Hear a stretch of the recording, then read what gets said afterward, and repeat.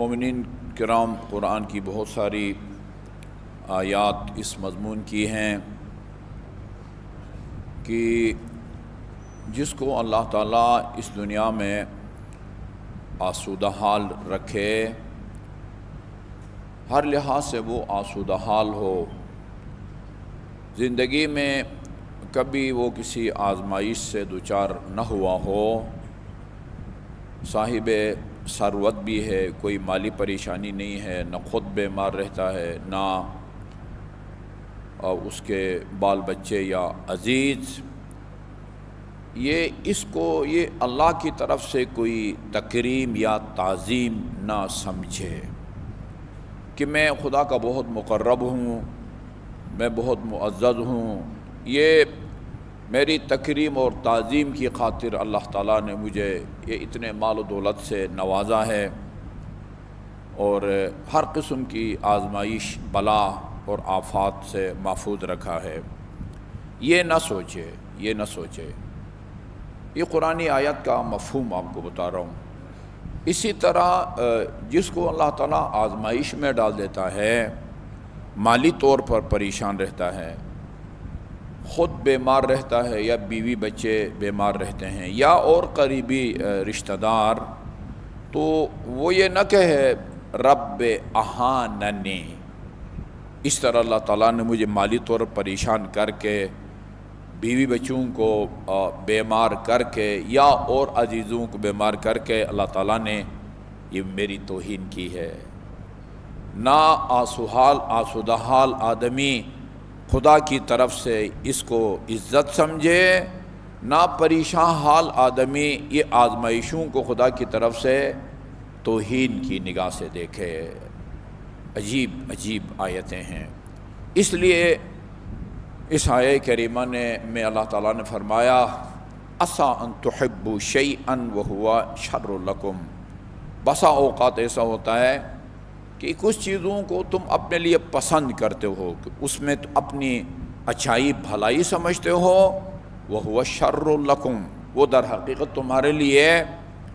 شر ہے، شر۔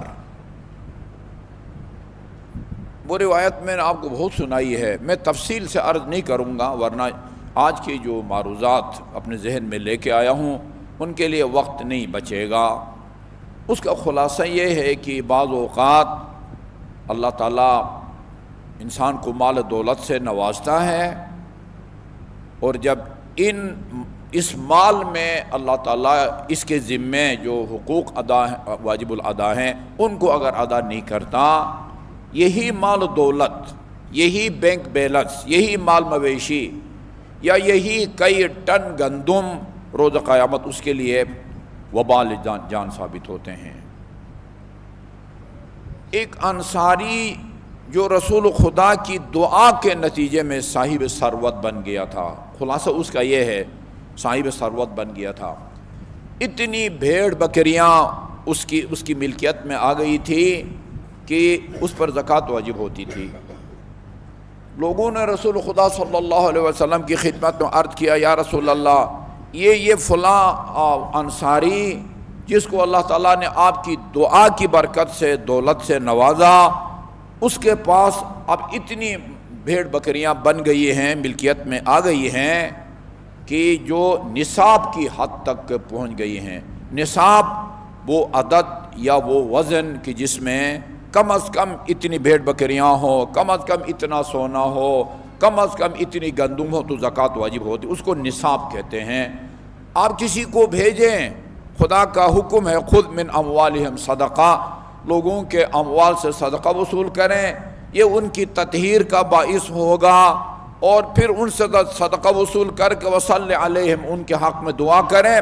فإن صلاتک سکن لہم، آپ لوگوں سے زکوٰۃ وصول کر کے ان کے حق میں دعا کریں گے، یہ ان کے لیے سکون کا باعث ہوگا۔ ذرا تصور فرمائیں، وہ بندہ جس کو خدا نے رسول کی دعا کی برکت سے دولت سے نوازا تھا، آ کے سوال کیا تھا، یا رسول اللہ، غریب آدمی ہوں، دعا کریں خدا میری مالی حالت تبدیل کرے۔ پہلے ہی رسول خدا نے ان کو تنبیہ کر دیا ہے، بھئی یہ مال دنیا بہت خطرناک ہے، اس کو ہضم کرنا بڑا مشکل ہے، میرا تو مشورہ یہ ہے کہ اپنے اسی فقر اور غربت پر صبر کرو۔ جو فقر اور غربت پر صبر کرتا ہے، روز قیامت جب سب لوگ اپنے پسینوں میں یہاں تک ہنسلی کی ہڈی تک ڈوبے ہوئے ہوں گے، ان کے اوپر سے ہوائی جہاز کی طرف پرواز کر کے اپنی فقر اور غربت پر صبر کرنے والے جنت میں جائیں گے۔ صبر کرو، کہا کہ نہیں یا رسول اللہ، میرا پیمانہ صبر لبریز ہو چکا ہے، آپ میرے حق میں دعا کریں۔ دعا کی، اس دعا کے نتیجے میں اتنا صاحب ثروت بن گیا کہ زکوٰۃ واجب ہو گئی۔ رسول خدا نے اپنا نمائندہ بھیجا، بھائی مجھے پتہ چلا ہے تیرے مال میں زکوٰۃ واجب ہو گئی ہے، یہ بیچارے اصحاب صفا ایک ایک بوٹی کے لیے ترس رہے ہیں، وہ تمہارے مال میں جتنی بھیڑ بکریاں زکوٰۃ کے طور پر واجب ہوتی وہ دے دو۔ آپ باور کریں گے، صاف ہاں وہ کیا کہتے ہیں، سفید کھرا کہتے ہیں انکار کرنا، کھرا انکار کر دیا، معذرت کر دی، آج کی زبان میں سوری کر دیا۔ رسول کی دعا کے نتیجے میں یہ امیر بنا ہے، زکوٰۃ واجب ہو گئی ہے، اور جب بھیجا ہے نمائندہ زکوٰۃ وصول کرنے کے لیے، معذرت کی اور زکوٰۃ وصول کرنے سے، ادا کرنے سے انکار کر دیا۔ انہی لوگوں کے بارے میں ہے روز قیامت نا، وہ لوہے کے قرآنی آیت ہے، لوہے کے توق ان کی گردن میں ڈالے جائیں گے اور ان سے کہا جائے گا ھذا ما کنزتم، یہ وہی مال و دولت ہے، سونا چاندی، ہاں بھیڑ بکریاں، گندم، جن کا تم نے ذخیرہ کر رکھا تھا اور اس میں سے تم نے حقوق ادا نہیں کیے تھے۔ یہ سمجھتا ہے کہ یہ بھیڑ بکریاں، سینکڑوں بھیڑ بکریوں کا میں مالک بن گیا ہوں، یہ میرے لیے ایک نعمت ہے۔ نادان نہیں سمجھتا، وہ شر لکم، یہ اس کے لیے وبال جان ہے۔ یہی بھیڑ بکریاں روز قیامت وہ تو کی صورت میں اس کی گردن کے اندر ڈال دی جائیں گی۔ بہت سارے حالات ہوتے ہیں جن کو انسان اپنے لیے نقصان سمجھتا ہے۔ رب اہاننی، اللہ نے میری توہین کر دی، اللہ نے مجھے نظر انداز کر دیا، وہوا خیر لکم، جبکہ اس میں اس کی بھلائی ہوتی ہے۔